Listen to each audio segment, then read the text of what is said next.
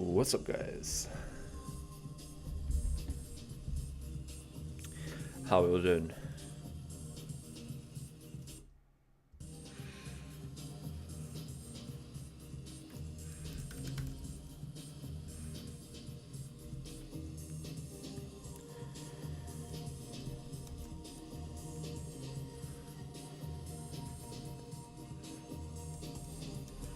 How come you don't show Google? That's a fair question. Like, there's a reason why I don't show much on Google, but I find most people that watch me are running ads on Meta, so it's just always made more sense to do more on Meta than Google. But I'm running like PMax campaigns and that on a daily basis on Google. Some standard shopping, some search campaigns. Most search campaigns I'm running right now are just your typical like brand search campaigns.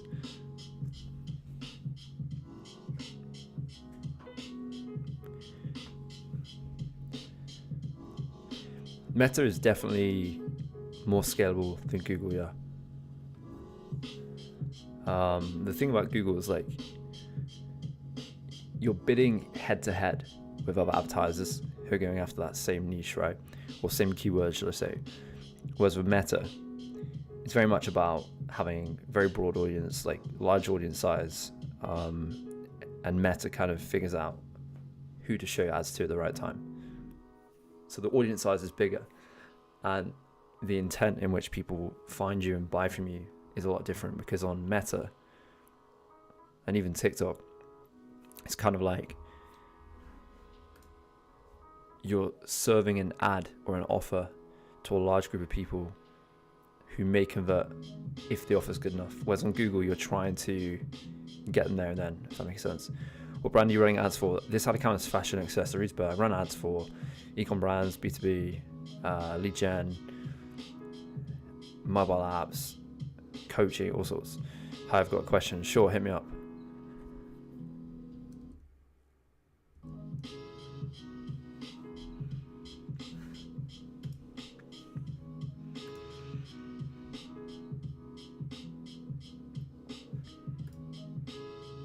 Yeah, we were saying this before. In 2025, I think the biggest trend will be that so many brands are going to head over to organic social. It's going to be all about that.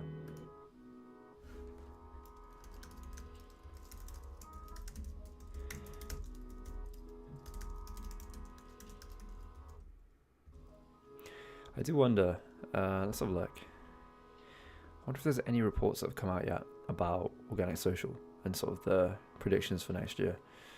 Plan changes in use of selected social media organic marketing worldwide. Organic versus paid social media used by marketers worldwide. Let's have a look at this one. This is on Statista. How do you say that? Where is this coming from, this data?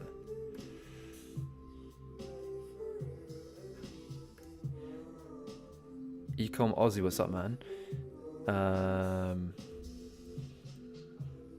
It cuts in and out. Does my stream cut in and out? That's weird. Let me try to fix that.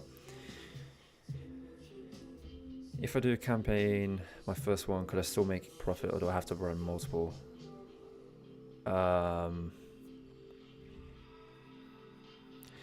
Look, the way I'd look at this, I'm guessing you're starting out, you have limited budget. The way I'd look at it is that running ads on Meta is a gamble, especially if you're new. It's a gamble because you're going to be putting out your offer for the first time to a large group of people, right? You're going to get 10,000 people that see your product or your offer, whatever it is you've got. And there's a gamble that no one wants it. Or you've got something that everybody wants and you get profit the first time. It's very hard to say. Like, I had a guy who I started working with about 2 weeks ago, and within their first 24 hours, they had 5 sales with $50 a day. And that's kind of rare to see. It usually takes a bit more work. On the other hand, I had a skincare brand new one, like startup, and in the first 5 days, they got no sales. And I think it was like day 7 maybe, or day 6, they got their first sale. And the skincare brand had invested more into product and content than the other one. They're both in the same country as well.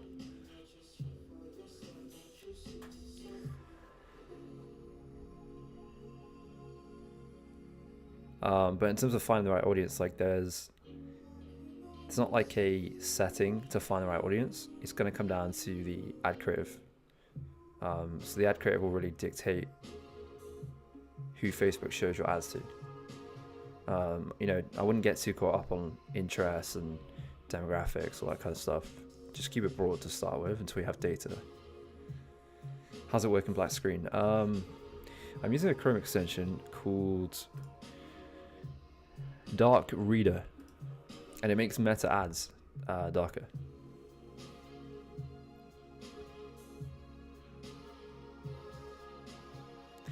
Anyway, I was getting back to the question about trends in 2025, right?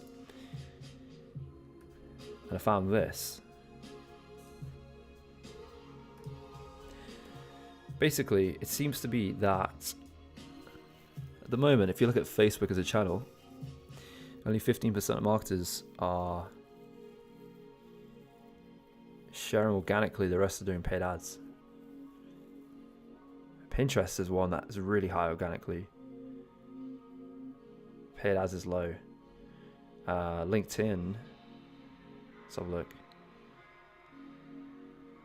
35% run paid ads on the platform, 59% organically share on the platform, and then 24% don't use it. Interesting. Yeah, I'm going to try and find some stats for next year.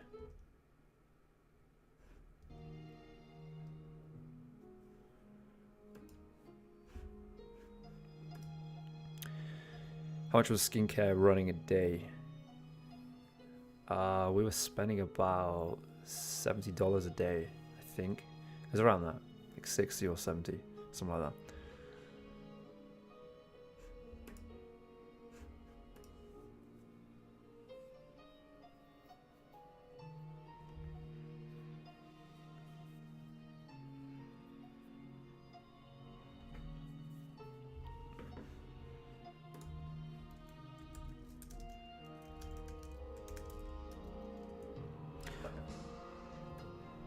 $2025 digital marketing trends. This will be interesting.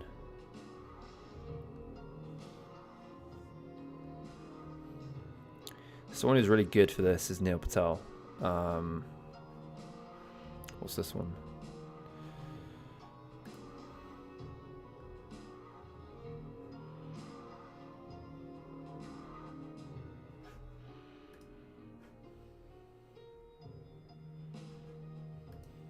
Brandwatch, these guys might be good. Let's have a look at their report.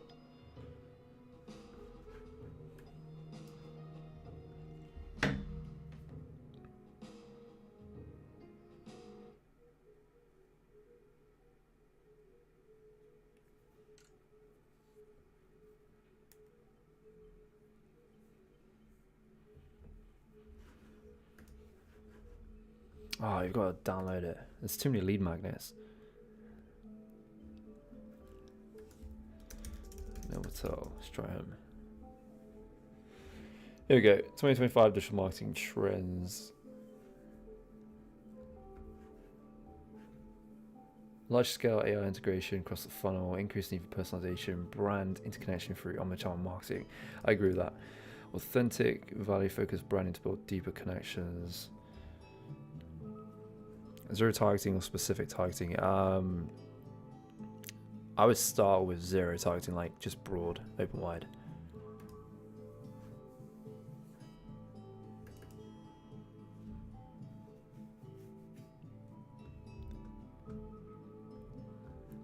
Yeah, everybody's requiring you to sign up to their webinar for this stuff. It's so annoying.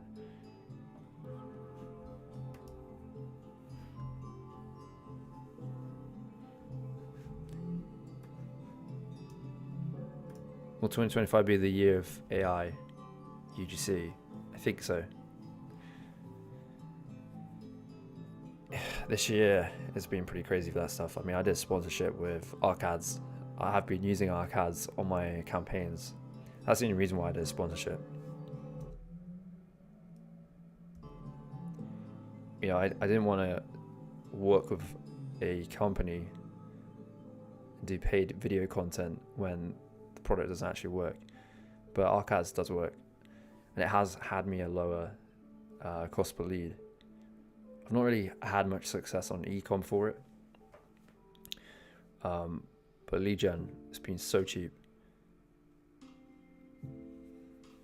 And what we've actually been able to do is A/B test different hooks, and then get it produced by a real content creator. But sometimes you don't even need to do that.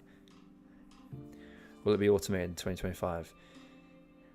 Yeah, I think it will. I mean, it already is automated. The media buying process right now is pretty much automated. It's the ad creative, and it's the strategy, and it's the analysis that at the moment is manual.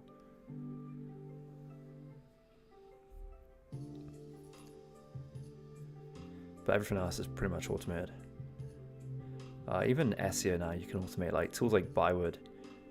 You can automate the entire thing. Have you tried TikTok affiliate? Yeah, I have. It's a great tool.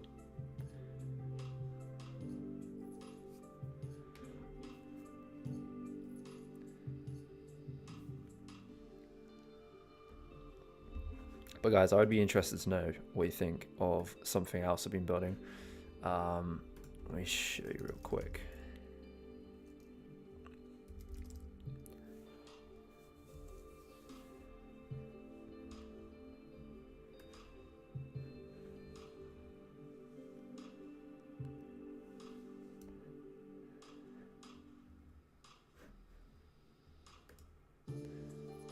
I'm gonna see if I can deploy it to a live domain and show you guys. I basically built a tool that can scrape emails of UGC creators and influencers. Like, it's pretty effective. One sec, so I can deploy it.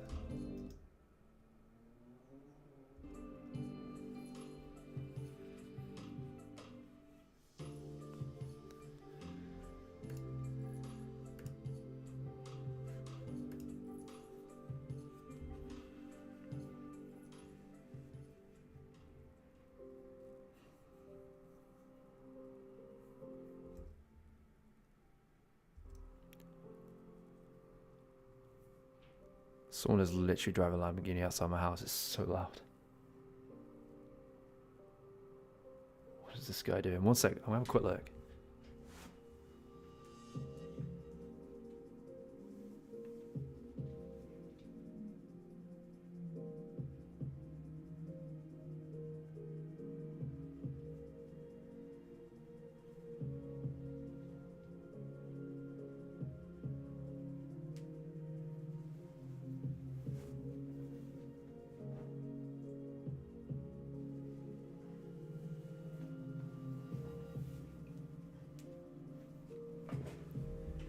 He's driving a Ventador.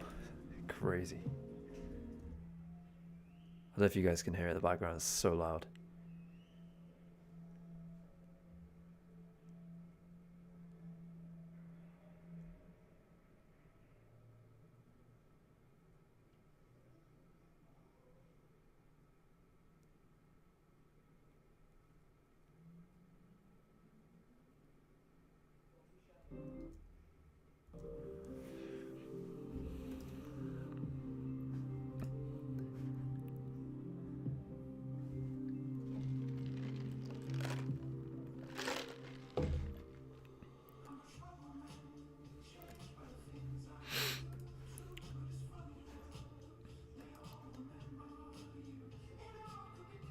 Guys, if you want to help me out, smash the likes.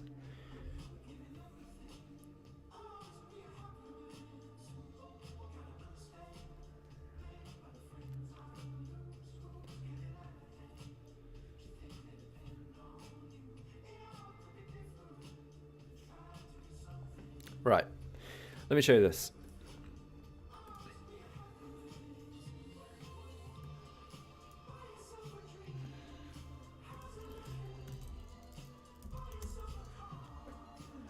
I've built a tool.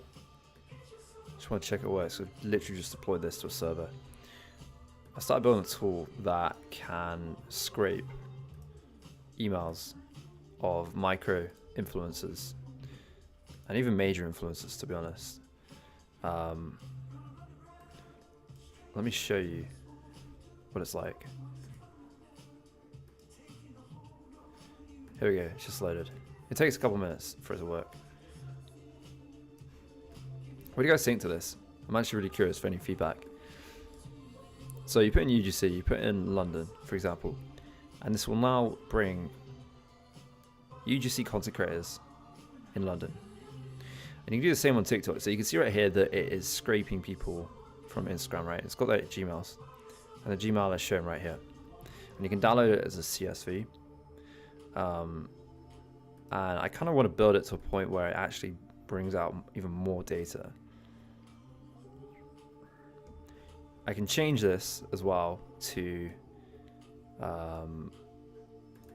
let's say fashion blogger, or no, let's do food blogger, right? So now scrape Instagram, and it will find content creators who have got food and blogger in their bio.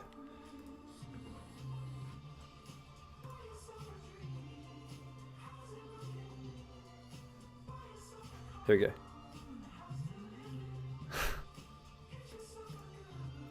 And I built this for myself. I was like, you know what? I need to have a tool like this that just speeds up the process of finding these people. And you can now do this. If you guys have any feedback, let me know. Would you use it? Would you pay for it?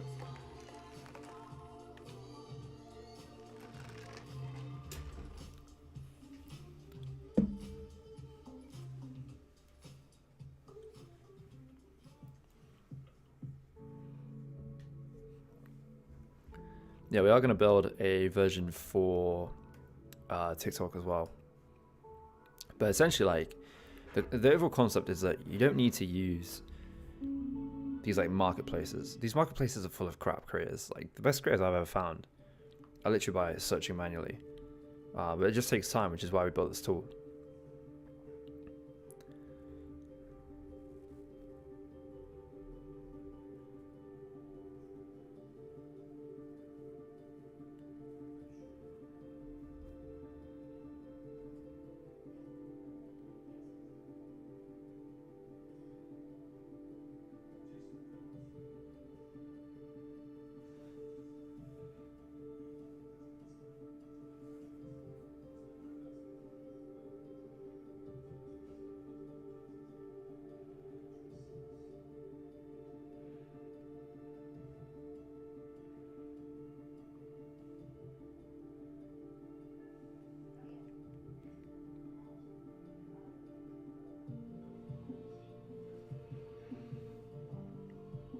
Yeah, there's a few other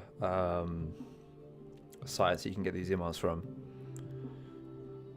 The general strategy I've been using is like, you would scrape this list, you would reach out to these people, but you would do it on sort of a volume scale, a volume play.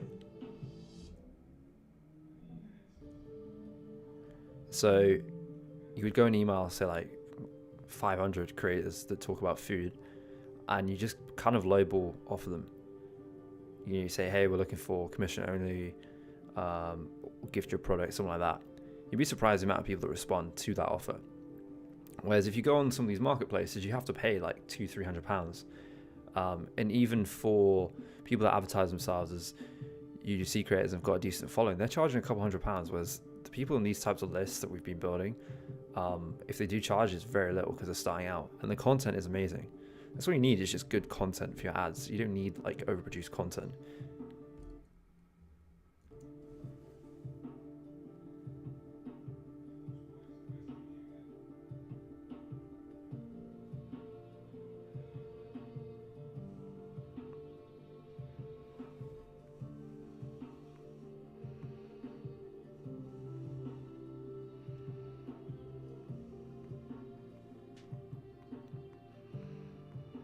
How many startups am I building? That's a good question, honestly. I'm building quite a few. But the way I'm looking at it is, it's more of a product studio, I guess would be the way to describe it. And it's about really just quickly building cool products like this one, shipping them, getting feedback, and ultimately, is it something that somebody is willing to pay for? And if they are, then we start investing, budget into marketing.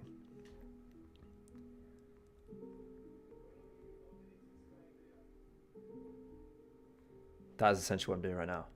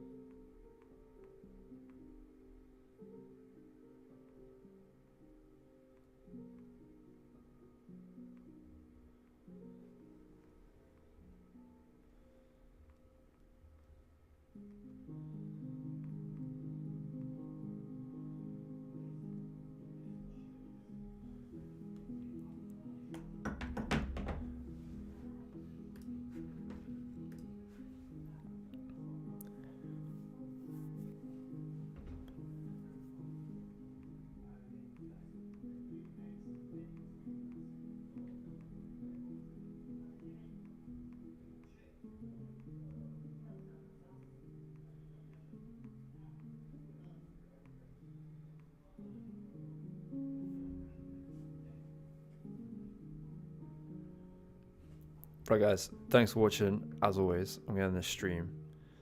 So I just realized I've got to do a couple more things before I sleep. But I'm gonna be live tomorrow, probably tomorrow morning and tomorrow night. So definitely come back then. I'll show you more progress on these tools and buildings.